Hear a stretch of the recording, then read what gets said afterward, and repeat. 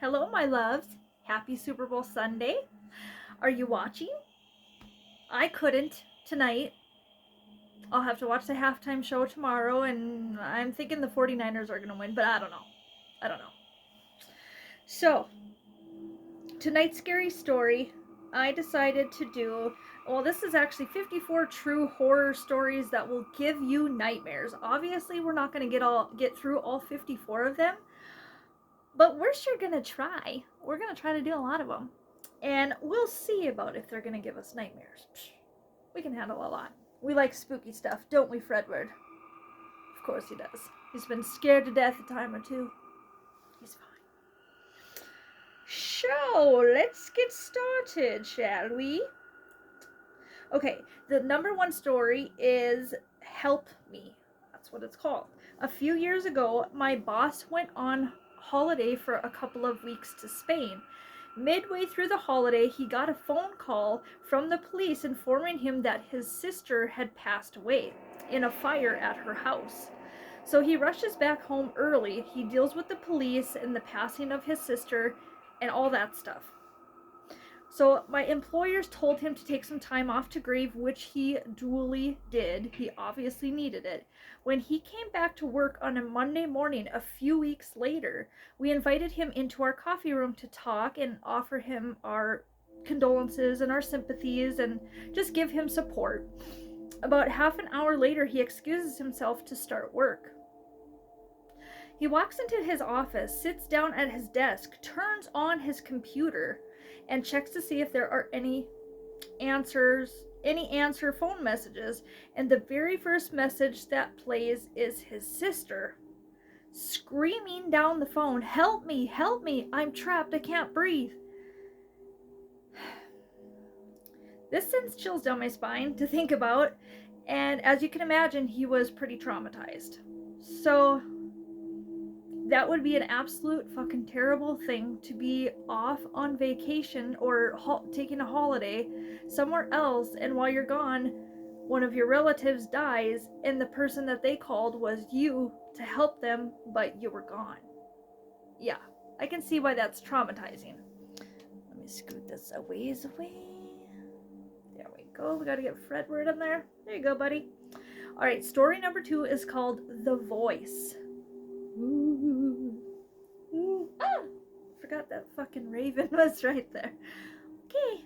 My grandfather told me this story about how one time he was sitting in a chair in front of the house when he heard his wife repeatedly calling him from inside the house. The thing is, his wife, my grandmother, passed away several years earlier, but he told me that the voice was so pressing that he actually got up to go look inside the house. As soon as he got inside, he heard a loud crash behind him and turned around to see that the chair he had been sitting on just moments ago had been crushed by the cast iron gutter that fell on it. If he didn't come inside the house, he would have probably been seriously injured or worse. And every time I think about this story, it sends chills down my spine. Because it was, truly believe it was his wife saving him from beyond the grave. She still loves him. Isn't that beautiful? Hauntingly poetic. Alright. Number 3. This story is called Car at the Red Light. Vroom, vroom. Driving home with a buddy from the high school summer job at the local amusement park. It's about 3 in the morning and there is no traffic at all. We get stuck at the red light that never ends, and while we are waiting, another car pulls up next to us. A big black hearse in immaculate condition. Well, of course it was a fucking hearse, right? With a motherfucking clown in the driver's seat. With full makeup and costume and everything. Big honky squeezy motherfucking nose. He never moved, he didn't look at us, nothing. He just stared straight ahead the whole time. As creepy as that is, I think it would have been even creepier if that motherfucker would have turned and just looked at him and just stared at him. Just all, sinister like. A clown staring at you while he's driving a fucking hearse and you're stuck at a red light in a desolate area. Yeah, there's nothing creepier. Holy shit. Right, Fredward? God. Number 4, I just need a haircut. I was in RA in a dorm for 2 years in college. A girl who had been having stress issues finally snapped, as we usually do. I can vouch for that. She was found by someone in a dark stairwell. I was in an older dorm, circa 1887. Christ, that's a long time ago. So there were plenty of nooks and crannies. By the time she was found, and she had already torn out over half of her hair and had eaten it. She just kept on saying, I just need a haircut, in a perfectly normal voice. It took 6 of us and the police sedating her to finally get her strapped down to an ambulance gurney.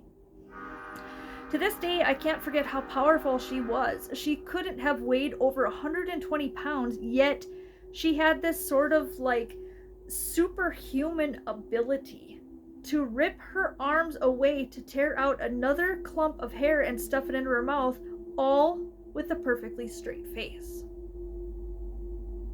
She was cuckoo for Cocoa Puffs, okay?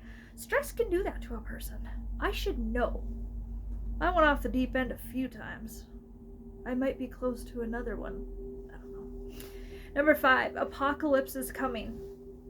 So in September 2014, a Utah boy discovered his parents and 3 brothers deceased after arriving home. How tragic. The Salt Lake Tribune reported finding a to-do list in the house which included tasks like feed the pets and find someone to watch the house written on it. The found list gave the impression that the parents were preparing to go on vacation. However, there was no suicide note, no warning that they would do this, and no explanation. After autopsies, it was revealed that the 5 family members consumed a lethal concoction of drugs that September day. However, why and how the parents and kids consumed the drugs remained a mystery. Wow, really? No shit. Sometime later, police revealed more terrifying information about this case. According to family members' statements, the parents' motivations included believing that the world's end was near, and frequently spoke of leaving this world. Apparently, scared of the apocalypse, the parents poisoned the kids first and then themselves. So it was a murder-suicide. I almost started crying because that is super fucked up. That is really, really sad. I don't like that story. It's not really scary. It's just sad. Tragic. Alright. Number 6 is called The Perfect Crime. I have another story about that. I'll get to that another day. I actually wrote it. I think you'll like it. Okay. The Perfect Crime. Oh, my nose is so itchy. Someone's thinking of me. Hi. Okay. On November 10th, 1923, Nathan Leopold committed to travel 6 hours from Chicago to the University of Michigan. Accompanied by his friend and lover, Richard Loeb. That is so crazy, because I'm related to Loebs, and we are a dying breed / family. There's not many Loebs left in the entire world. Anywho, they intended to break into Loeb's former fraternity. But all they had taken was a typewriter, a few watches, some pen knives, and around $80 in loose change. Leopold was agitated on the way back to Chicago because the robbery had been a big effort for a small payoff. When Leopold finally stopped complaining, Loeb began to discuss his idea of committing the perfect crime. Just those 2 words together give you a chill. Perfect crime. Is there such a thing? Let's see. Let's just see. While they continued to travel through the country roads toward Chicago, they broke into several homes and started a few fires, but none of their crimes had been published in the media, so that probably pissed them off because maybe they were wanting some fame. I don't know. Loeb desired to commit a crime that would create a huge buzz. Yes, see, there you go. He wanted the fame. Abduction and homicide of a child. Just, what? After plotting their plan through the winter, in May, they kidnapped a child they knew had a wealthy father who would pay the ransom. Following the abduction, they beat the boy's skull with a chisel, jammed a rake down his throat, and disposed of the body. When the two returned to the city, Leopold dropped the ransom letter into a postbox. However, their plan to execute the perfect crime failed. The following day, a passerby spotted the child's lifeless body, and soon the police traced Leopold by finding the eyeglasses he dropped near the body. You dumb son of a bitch. Yeah. On May 31st, 10 days after the homicide, both young men came clean and revealed to the state's attorney how they had slayed Bobby Franks. Nathan Leopold confessed that they had killed Bobby only for the thrill of it. At the time of the murder, Richard Loeb and Nathan Leopold were 18 and 19 years old. They were sentenced to 99 years in prison. And I know prison itself is supposed to be justice, but as a child killer or child rapist, woman abuser, any of those types of things, there's usually another form of justice that comes in prison. So there's justice within justice. And sometimes that's good. We need that for these fucks. You know what I'm saying? It's disgusting. Number 7, cell phone stalker. This has always been freaky to me. I've had some similar things, random numbers, text you and you don't know who the fuck they are, and they're just playing games with you, like, well, you should know me. I saw you at this place one time and this place. And it gets a little spooky because some of them never answer. They never let you know who they are. So you're sitting here like a year later, like I am, wondering who the fuck that person was that texted me like 19 times at like 3 in the morning. It's creepy. Anyways, let's get to the story. Okay, cell phone stalker. In 2007, ABC News reported on a series of ominously precise grave threats made to different families via cell phones. The families claim that the calls, which threatened to slay their children, pets, and grandparents, came in any time at night. According to one family, the callers seemed to know when the kids left for school and when they were home alone, which is, Jesus Christ, that is freaky as hell. You know what I mean? I'll turn that down a little bit. It's making me scared. And families also received voicemails with recordings of their private conversations. And according to the victims, the caller was aware of their activities and what they were wearing. So clearly somebody was watching at all fucking times. And that sends chills up throughout my entire body, just being watched like that. The family of Courtney Kuykendall, I hope I said that name right, 16, said that her cell phone started sending text messages to her friends by itself in February, which is when the family's problems began. The Kuykendall family also reported a caller having a scratchy voice and threatening to slice their throats, which continued on for months and months. Another victim reported receiving a call from an unknown caller saying they preferred lemons when the woman was slicing limes in her kitchen. The police couldn't find the perpetrators. I remember this story. This freaked a lot of fucking people out, and it still holds up today. It's still scary as hell, and this happened a long time ago. We're talking when cell phones were not new, but still fairly new. This was happening. Alright, number 8, Milwaukee Cannibal. And I know you know who this is about, but we're just going to go ahead and do it anyways. Between 1978 and 1991, American serial killer and sex offender Jeffrey Lionel Dahmer, maneuved as the Milwaukee Cannibal, slayed and dismembered 17 men and boys aged 14 to 33. Dahmer dismembered and kept their organs and bones in his home and used them for carnal pleasure. That's a fucking thing, carnal pleasure. Jesus. Sources claim that Dahmer was fascinated with deceased animals from a young age. When he was 4 years old, Dahmer may have noticed his father removing animal corpses from the house's foundation. This may have sparked his mania with deceased animals. Dahmer referred to animal bones as his fiddlesticks and was oddly pleased by the sound that bones made. So buy some fucking maracas, okay? What do you gotta play with human and animal bones for Christ's sake?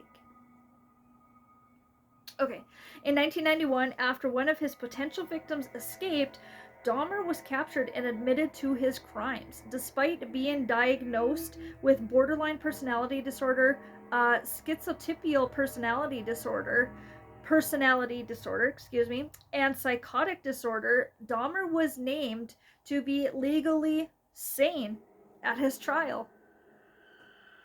It's crazy to think that he had that many mental health issues and all the things that he did, and he was sane while he did them. Okay, there's only one thing left to say, then he was fucking evil, because how else could you do that if you weren't mentally insane? You're evil. Dahmer was named, oh, I said this, he was legally sane at his trial. 3 years later, a fellow inmate fatally beat him to death. Yeah.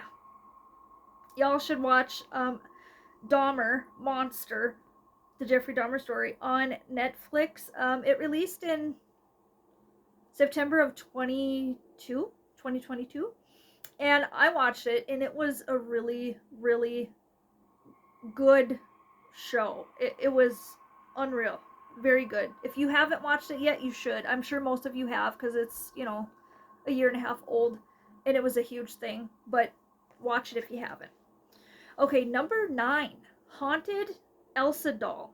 The creepy old-fashioned porcelain doll with Victorian appearance, red lips, rosy cheeks, and blue eyes, referring to Annabelle, may come to mind when one thinks of a haunted doll.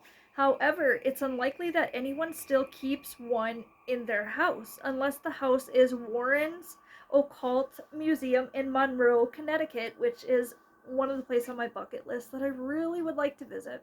Fredward, you probably shouldn't go. I know you're going to be scared. Right? Yeah, I'm scared to death. I don't know why I like that joke. I'm a nerd. Just don't mind me. So, however, those dolls are not the only ones getting possessed. Disney's Frozen Elsa doll, given as a Christmas 2013 gift in the Houston region, made headlines when it appeared to start acting paranormal. For 2 years, the doll was working as it was technically supposed to, reciting phrases from the movie and singing "Let It Go." When a button was pressed in 2015, it started randomly alternating between English and Spanish languages, which could have been just a malfunction or some kind of fucked up factory setting that they did from the actual factory. We don't know yet. I mean, it is a little creepy, but let's see what else this little bitch does. The woman who purchased the doll claimed that even with its switch off, the doll would start speaking and singing randomly. Okay, that's getting a little bit more scary. Yeah. In December 2019, the family chose to get rid of the Elsa doll. Despite tossing it in the garbage, the family eventually discovered it hidden inside a bench in their living room weeks later. Jesus Christ, it had legs, and it just walked right back in the fucking house. That's what happened. I'm convinced that's what happened. Following the discovery, Elsa started to speak and sing solely in Spanish, soon after which the family made another attempt to scrap the Elsa doll. The doll was double bagged and put at the bottom of the garbage can, which was soon picked up by the waste collectors. The family left for a trip sometime later, but when they were back, you gotta be shitting me, the haunted doll was waiting in their backyard. That's insane. Okay. In their last attempt, the family sent Elsa through the mail to a Minnesotan family friend who fastened the possessed doll to the front bumper of his truck. According to the woman's most recent update in October 2020, the doll has not returned to Houston yet. If this doll's possessed, I wouldn't want to send it to anybody. I mean, I wouldn't want to keep it anymore either, but I wouldn't want to send it to a family friend. And why the fuck would they fasten it to their vehicle so they can get in a fatal car wreck or cause other wrecks? Have you not watched any paranormal videos like ever in your entire life? Okay. I'll never look at Elsa the same now. After reading that, never. Number 10. Marrakesh Arch Killer. This will probably be our last one for tonight. Okay. So the late 1800s saw the homicides of at least 36 women by the Moroccan shoemaker and trader Hajj Muhammad. Monikered as the Marrakesh Arch Killer, he hosted dinner parties for affluent women at his home, where he would drug them and then decapitate them with a dagger while they were asleep. He robbed them of their possessions and money and buried them. The authorities in Morocco recovered the remains of 20 mutilated people in a deep trench beneath his store, and another 16 were located in the garden outside. Muhammad admitted that he slayed for money, often very modest sums. In 1906, Muhammad was eventually arrested and executed. Muhammad was initially ordered to be crucified. However, the sentence was then altered to beheading in response to public outrage. Ultimately, it was decided that he should suffer. I agree. Every day for 4 weeks, he was carried from his cell onto the market square and whipped 10 times with a rod made of prickly acacia. I don't know what that is, but if it's anything like a cactus, ouch. On June 11th, 1906, Muhammad was to be walled up alive in the Marrakesh marketplace bazaar. Muhammad went silent on the third day, and many people in the crowd expressed their rage that he perished too quickly. Yeah. So, phew. those are 10 stories. There's 54 of them, but obviously we're not going to do 54 stories. So 10 true horror stories that will give you nightmares. I forgot that these were true, so now it's even more like, holy shit. Alright, so there you go. Truth is stranger than fiction, you know? That's a saying, and that's fucking true, isn't it? You know why? I think it's because fiction often has to cling to some kind of truth where truth does not. You know what I mean?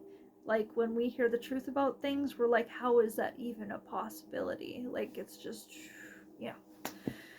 So anyway, that's tonight's scary story time. We did the 10 stories.